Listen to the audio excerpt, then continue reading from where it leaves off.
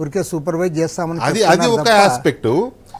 Money politics అనేది ఒక aspect. ఇక్కడ ఏమవుతుందంటే ఒకవైపు ఏమో ఎమ్మెల్యేలని జంబ్లింగ్ చేస్తున్నాడు, ఎమ్మెల్యేలని లేదా మీరు టికెట్ లేదు వెళ్ళిపోమంటున్నారు. అట్లా 40 మంది ఆల్రెడీ ఫైనల్ వెళ్ళిపోయినారు. ఇప్పుడు ఇంకో 40 మంది ఇదవుతోంది. అది ఒక పార్ట్, దాన్ని మాట్లాడదాం మనం.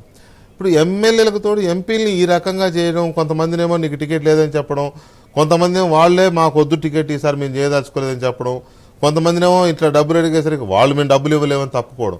ఇట్లా ఇంత మంచిగా నిండుకుండలా ఉన్న పార్టీ ఎందుకు ఈ పరిస్థితికి వచ్చిందనేది ఎవరికి అర్థం కావట్లా. కూర్చున్న కొమ్మని నరుక్కుంటున్నారా లేదా పైనుంచే కానీ జగన్మోహన్ రెడ్డికి పక్కాగా అర్థమైంది. అది రఘురామకృష్ణరాజు గారు మాట్లాడితే బాగుండేది, ఆయన వైఎస్ఆర్ కాంగ్రెస్ కాబట్టి.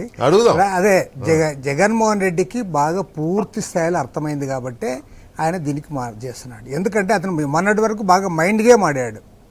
మైండ్ గేమ్ ఏమంటే వై నాట్ 175 అనేది అది పక్కా మైండ్ గేమ్.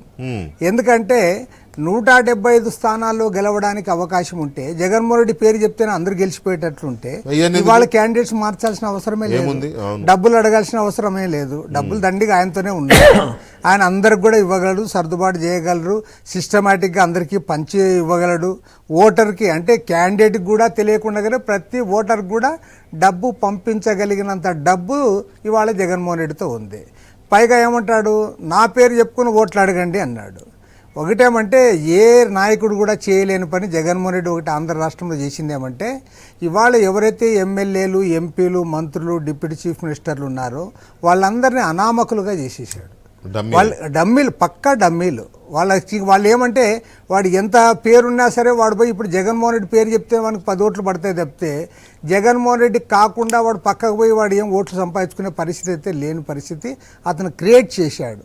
దానికి ఒక పెద్ద పక్కా ప్లాన్ ప్రకారము ప్రతి ఒక్కరికి కూడా వాళ్ళ చేతుల్లో ఎలాంటి అధికారాలు లేకుండా వాళ్ళు చెప్తే ఏం పెద్దగా పనులు జరగకోకుండా జరిగిన ప్రతి పనికి కూడా అలా చేసేందుకు చివరికి ఆయనకే నష్టం జరుగుతుంది కదా. ఇప్పుడు జరుగుతుంది కాబట్టి అతను మారుస్తా అన్నాడు. పైగా అతను ఏం చెప్తున్నాడు, ఎక్కడ పోయినా మీరు నా పేరు చెప్పుకుని ఓట్లు అడిగేదే కదా అంటాడు. ఇప్పుడు ఉదాహరణకి మంత్రిగా ఉండే ఆమె కళ్యాణదుర్గంలో ఉండే ఆమెను తీసుకుని పోయి పెనుగొండకి వేసి ఆమె ఆనందంగా పోతానని చెప్తాడు.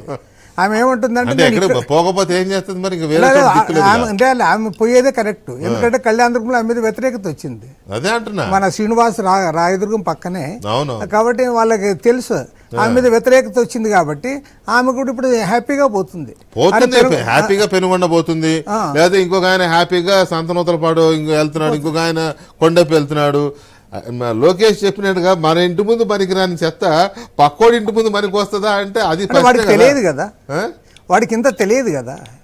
నీకు పోతాను ఇప్పుడు వాళ్ళు పోయేది ఏం చేస్తారు, పోతాను మళ్ళీ జగన్మోహన్ రెడ్డి తరఫున మాకు ఓటేయండి, ఫ్యాన్ గుర్తుకు ఓటేయండి, మేము ఆయన పంపిస్తే వచ్చాము మీరందరూ చేయండి అంటారు. అక్కడ కొంతమంది ఎవరైనా అసమ్మతివాదులు ఉంటే వాళ్ళకి ఎంతో డబ్బు ఇచ్చు వాళ్ళ కాళ్ళకు మొక్కు ఏదో రూపంలో మళ్ళీ వాళ్ళందరినీ కూడా కలుపుకోవాలని ట్రై చేస్తారు.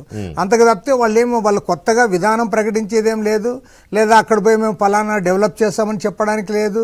ఎందుకంటే ఇప్పుడు ఇక్కడ ఏమైనా డెవలప్ చేసి సంపాదించుకుని అక్కడ ఏమైనా వనరులు ఉంటే అక్కడ సంపాదించుకోవడానికి అనుభవం మనకు వస్తుంది, అంత ఖచ్చితంగా అనుభవం మనకు వస్తుంది.